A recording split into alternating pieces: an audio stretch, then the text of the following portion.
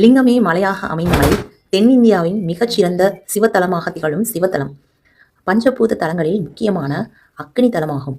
நினைத்தாலே முக்தி தரும் திரு அண்ணாமலை என சிறப்பு பெற்ற தலம். நான் என்ற அகந்தியை அழித்த தலம். உண்ணாமுலை அம்மன் சிவபெருமானிடம் இடப்பாகம் பெற கிரிவலம் வந்து தவம் செய்த தலம். பார்வதிக்கு சிவபெருமான் தன் உடம்பில் சரிபாதியாக இடப்பக்கம் தந்து ஜோதி சுரூபமாக காட்சியளித்த தலம். அருணகிரிநாதர் பிறந்து வளர்ந்து வாழ்ந்து முக்தி அடைந்த தலம்.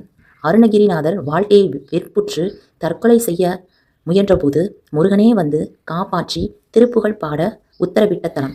எல்லா சிவத்தலங்களிலும் மூலவர் பின்புறம் இருக்கும் லிங்கோத்பவர் தோன்றிய தலம். 9 கோபுரம் 7 பிரகாரங்களுடன் 25 ஏக்கரில் அமைந்துள்ள மிகப்பெரிய தலம். தென்னிந்தியாவிலேயே 2வது உயரமான கோபுரம், அதாவது 217 அடி கொண்ட அற்புத அழகு கொண்ட தலம்.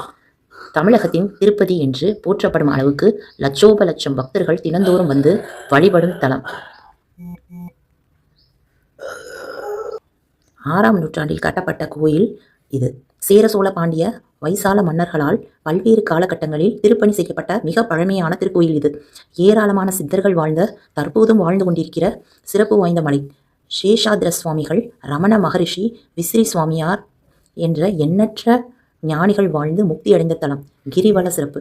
கார்த்திகை மாதம் கிருத்திகை நாளன்று தான் பார்வதிக்கு சிவன் இடப்பாகம் அளித்தார் என்பதால் அன்றைய தினம் சுற்றுவது சிறப்பு. முனிவர்களும் ஞானிகளும் சித்தர்களும் ஒவ்வொரு தமிழ் மாத பிறப்பின் போதும் பிரதோஷ காலங்களிலும் மலைவலம் வந்தார்களாம். எனவே அந்த நாளில் கிரிவலம் சுற்றுவது நல்லது. சந்திரன் பௌர்ணமி அன்று பூமியில் சூரியனிடமிருந்து சக்திகளை அதிக அளவில் பெற்று பூர்ண நிலவாக சந்திரன் நிறைந்த உயிர் சக்திகளை தருகிறார். இதனால்தான் பௌர்ணமி அன்று கிரிவலம் வருதல் நல்லது. இந்த கோயில் அக்னி கோயில். அக்னிக்குரிய நாள் செவ்வாய்க்கிழமை. இந்த கோயிலில் செவ்வாய்க்கிழமை அன்று மட்டும் சிறப்பு பூஜைகள் நடைபெறும். அன்றும் கிரிவலம் செய்யலாம். ஞாயிறு சிவபதவிகள் கிடைக்கும். திங்கள் இந்திர பதவி கிடைக்கும். செவ்வாய் கடன் வறுமை நீங்கும். தொடர்ந்து வரும் 7 பிறப்பிகளையும் நீக்கி சுபிட்சம் பெறலாம். புதன் கலைகளில் தேர்ச்சியும் முக்தியும் பெறலாம். வியாழன் ஞானிகளுக்கு ஒப்பான நிலையை அடையலாம். வெள்ளி விஷ்ணு பாதம் அடையலாம். சனி நவக்கிரகங்களை வழிபட்டதன் பலன் கிடைக்கும். அமாவாசை மனதில் உள்ள கவலைகளை போக்கும். மன நிம்மதி கிடைக்கும்.